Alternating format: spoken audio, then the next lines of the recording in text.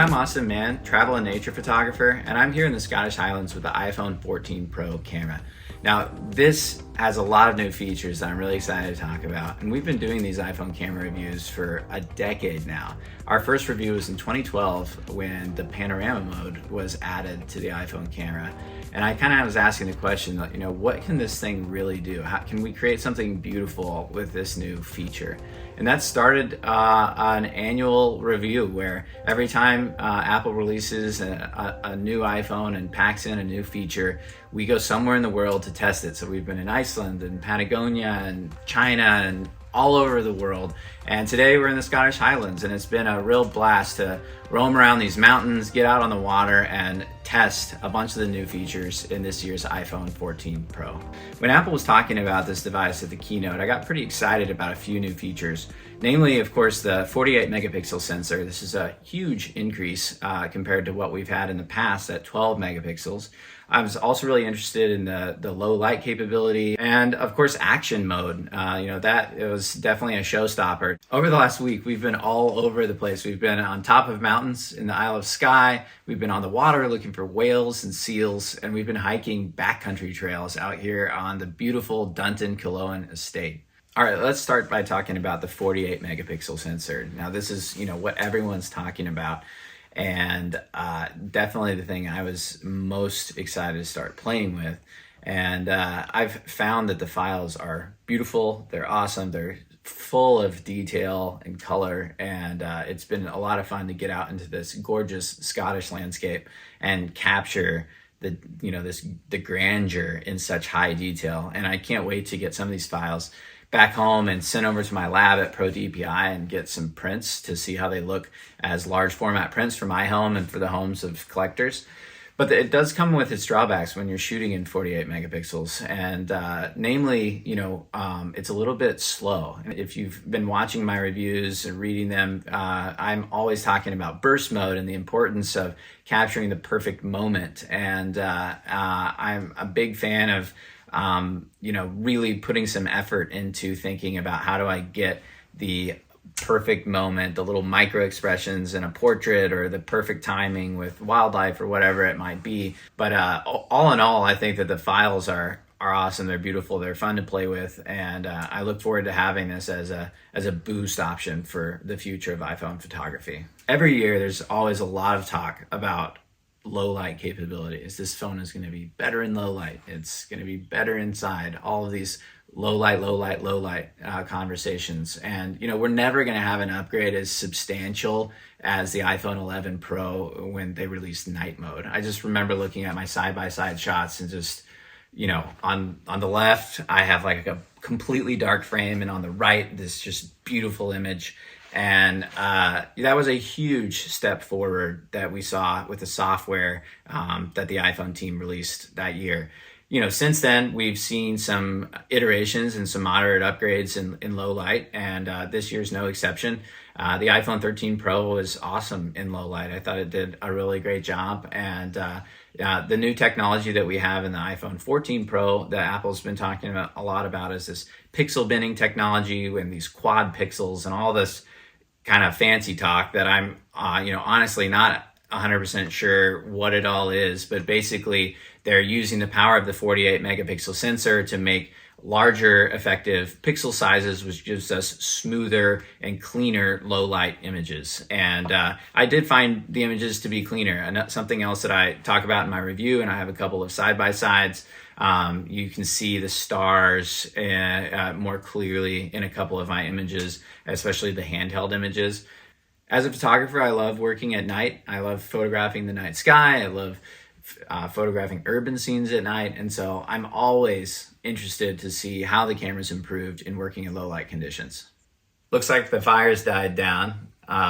And this is a good moment to say thank you to Dunton and for allowing us to conduct our review out here on the beautiful Culloden estate in the Scottish Highlands. It's an amazing property, and we've just had a wonderful time here. So thanks, Dunton.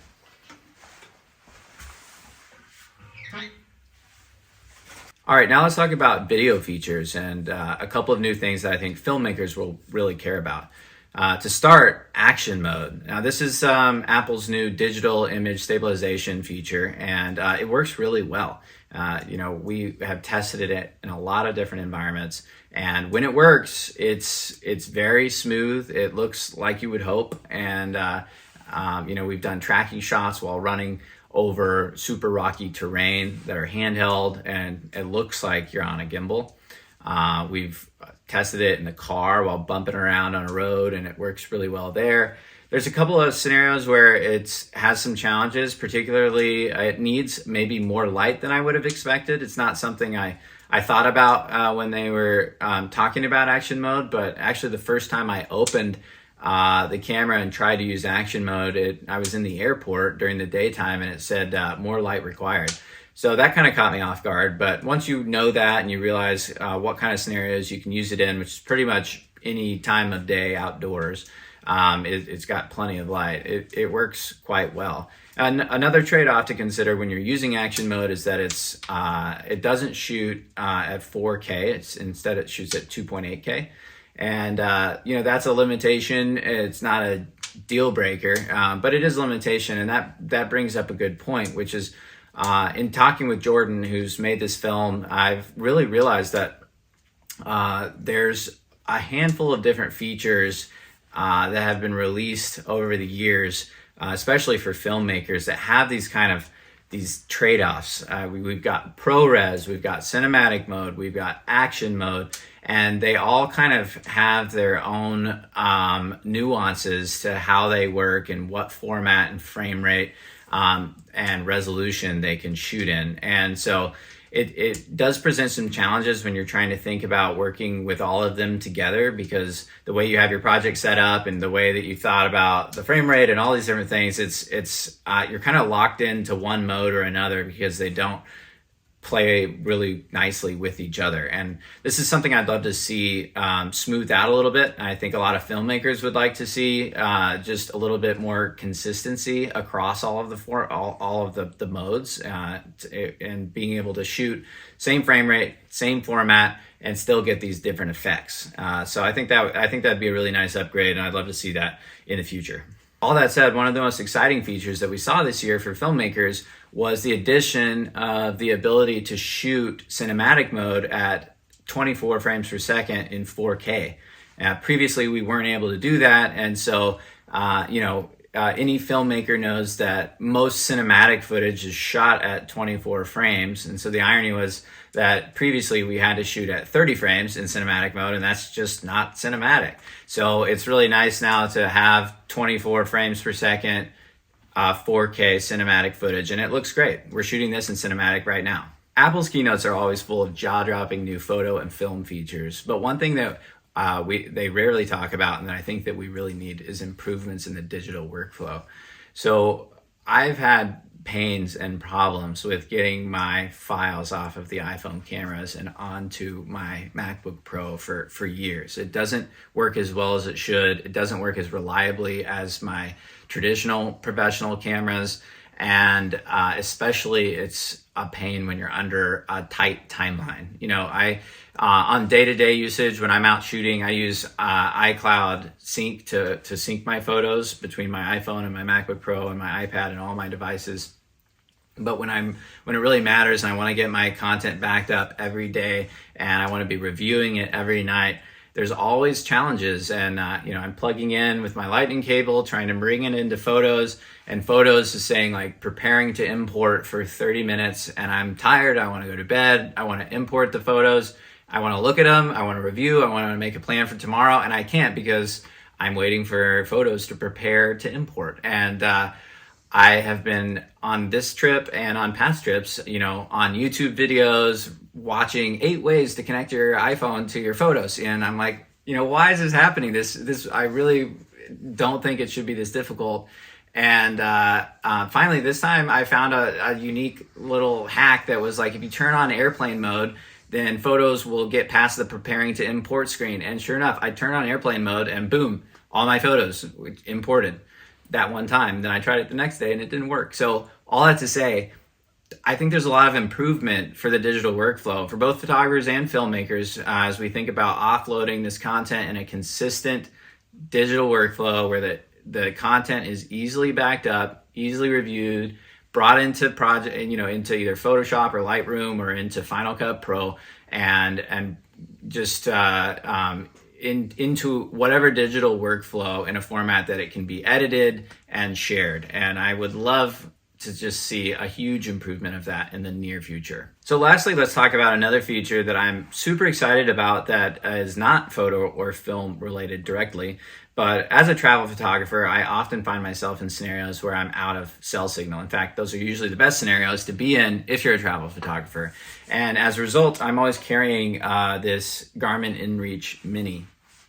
This is a little satellite communicator. It has a paired app with my iPhone, and it has this SOS button that I can press if I'm in any sort of life-threatening situation, and know that I can communicate with the outside world should myself or anyone else be in a life-threatening situation. But now this year with the iPhone 14 Pro, they're building in emergency satellite connectivity, and that virtually replaces this device. Now, I pay about $30 a month for this service, and I keep it charged and I carry it in my pack, and it's very small, but it is a little bit of extra weight and it is a little bit of extra hassle, to carry with me on just like a quick day hike, things like we've been doing here in Scotland.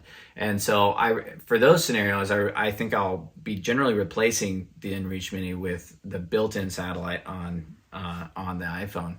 However, I think on like longer expeditions that are multi-day trekking adventures, this is probably a good device to continue to carry. It's built like a rock. It can take a fall. It's got a really long battery life, and it's nice to have a dedicated device for satellite communication. And it does have the text messaging via satellite, which is also helpful. So it is $30 a month, and I will from this point forward pause that subscription. And then I may activate it occasionally if I'm going out on a trek that really calls for it. But for day to day, this is going to cover everything that I need. And I'm also, really excited about the idea that my wife and my loved ones will also have that technology built in with them at all times. So if they get in a situation where the cell signal is not there, I know that they can communicate with the outside world. And I think that will make a bigger impact than people realize. So many of us haven't prepared for that situation that presents itself where your life is in danger. And, I don't have this with me all the time. I only have it in the situations where I'm thinking I could end up in that scenario. But there's plenty of times when I have needed it and I haven't had it, and that my loved ones have needed it and haven't had it. And I think having it built into the iPhone 14 Pro is going to save a lot of lives and be a game changer. I'm just so thankful to have the opportunity to do projects like this, especially, I've been doing this for 10 years, and every time I do one of these projects, I end up reflecting to previous projects and just looking at the iterations that have happened year after year after year in these cameras, and how the images just get better and better. And this year's no exception. The iPhone 14 Pro is a really powerful camera, huge resolution increase that's going to fundamentally change how we shoot some of our pictures on iPhone. And it makes me really excited about what's to come as I play with this camera over the next year, and as the entire iPhone photography community gets these cameras in their hands very soon and starts creating with them. No doubt we're going to see a bunch of amazing action mode footage that's stabilized, some high resolution pictures. I think people will start printing their iPhone photos a lot larger than they have in the past, and that's a great way to enjoy photography, and something that hasn't been super popular in iPhone photography because of limited resolution. So I'm excited to see that happen, and I know that I, for one, am going to be printing some of my own photos and blowing them up for our house. So I love to see and kind of dream about what implications these upgrades will have for the creative community over the next year. And lastly, I just want to say thanks to our sponsors, to Dunton for providing access to this Culloden estate. It's just an absolutely beautiful piece of property, and it's been perfect to test these iPhone cameras on. To Halide for building the best manual camera app. It's the only app that I use outside of the native camera app. To Audio for providing music for this piece, and also to Mir for providing gear that has fueled this adventure. Thanks for watching this review, and I'm Austin Mann. Be sure to check out my full review on my website at austinmann.com.